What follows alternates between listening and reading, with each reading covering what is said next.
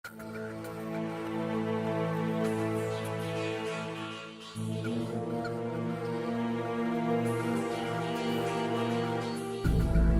Friends, welcome to खबरी specials और मैं हूं प्रभात पोद्दार। मॉर्गन स्टैनली का नाम आपने ज़रूर सुना होगा और मॉर्गन स्टैनली ने हाल ही के दिनों में एक बेहतरीन रिपोर्ट जारी की है भारत के ऊपर। आने वाले 10 साल में भारत कैसा रहने वाला है इकोनॉमिकली ऑफ कोर्स, और 143 पेजेस की रिपोर्ट है जो अनफॉर्चुनेटली हमें अवेलेबल नहीं है।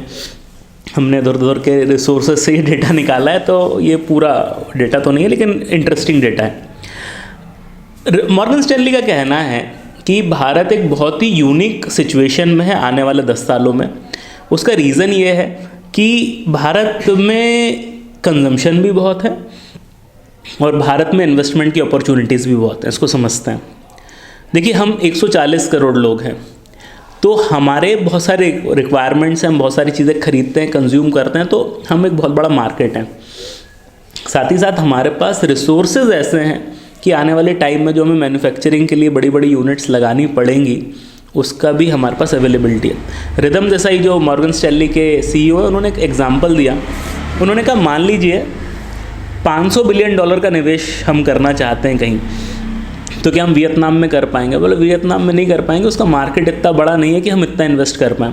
और आज कहीं ना कहीं जहाँ दुनिया चाइना के अलावा देख रही है, चाइना +1 की पॉलिसी, यूरोपियन यूनियन +1 की पॉलिसी आजकल चल रही है कि हम एडिशनल जगहों पे मैन्युफैक्चरिंग करना चाह रहे हैं, तो हर व्यक्ति भारत को देख रहा है।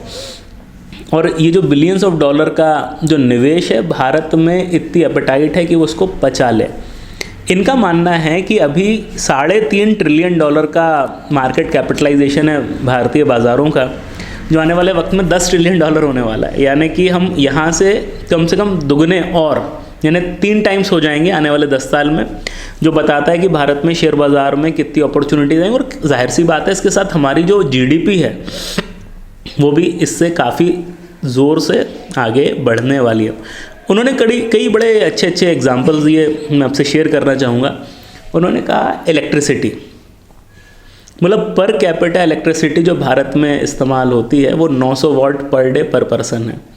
ठीक है साहब, यानी एक 100 वाट का बल्ब है, अगर ऐसे 9 बल्ब दिन भर जलें तो एक व्यक्ति का पर डे का कंजम्पशन है। अमेरिका में कंजम्पशन 9000 वाट का है, क्योंकि वहाँ पे एस्केलेटर्स ज़्यादा हैं और बहुत सारे टाइप से इस्तेमाल होती है इलेक्ट्रिसिटी। यानी आज हम इलेक्ट्रिसिटी कंजम्पशन उतना नहीं कर रहे जितना डेवलप्ड कंट्रीज़ कर रहे हैं, लेकिन क्योंकि अब हम देश के शायद हर गांव में इलेक्ट्रिसिटी पहुंचा चुके हैं, तो ये कंजम्पशन बढ़ने वाला है और आने वाले टाइम में 1500 वाट पर पर्सन पर डे होने वाला है, जिसके कारण हमारी बहुत सारी अपॉर्चुनिटीज़ इंक्रीज़ होंगी देश में।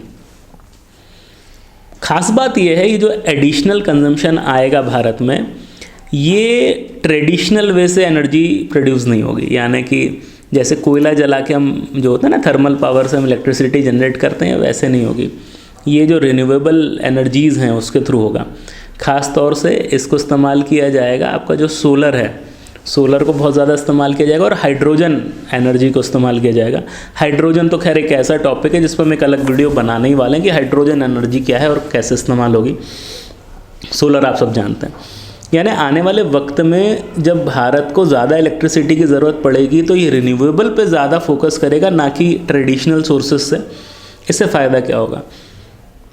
आज हम इंपोर्ट करते हैं क्रूड ऑयल, जैसे जैसे हम उस क्रूड ऑयल पे कम डिपेंडेंट रहेंगे, भारत की इकनॉमी ज़्यादा रोबस्ट होगी, ज़्यादा पावरफुल होगी, हमारे ऊपर एक्सटर्नल इम्पैक्ट्स आने कम हो जाएंगे। अभी आप देखिए, रशिया और यूक्रेन के वॉर के चक्कर में अब पेट्रोलियम के दाम कितने बढ़ गए इंडिया में, क्योंकि क्रूड ऑयल तो बाहर से आ रहा है। चलिए, हम टैक्सेशन भी लगा रहे हैं उस पर, लेकिन अगर हम क्रूड पे डिपेंडेंट ही ना रहें, जैसे आज की तारीख में हम ईवी पे, इलेक्ट्रिक व्हीकल्स पे हम इतना फोकस कर रहे हैं, क्योंकि हम नहीं चाहते आने वाले वक्त में हम क्रूड पे इतना डिपेंडेंट रहे, हमारी इकोनॉमी नहीं तो आगे कैसे बढ़ेगी। चलिए, अब दूसरी चीज़ उन्होंने बड़ी अच्छी कही। उन्होंने कहा कि जो क्रेडिट ग्रोथ है भारत में, यानी हर आदमी ने जो लोन ले रखे हैं, कंपनियों ने जो लोन ले रखे हैं, उसके बारे में उन्होंने बड़ी इंटरेस्टिंग चीज़ कही।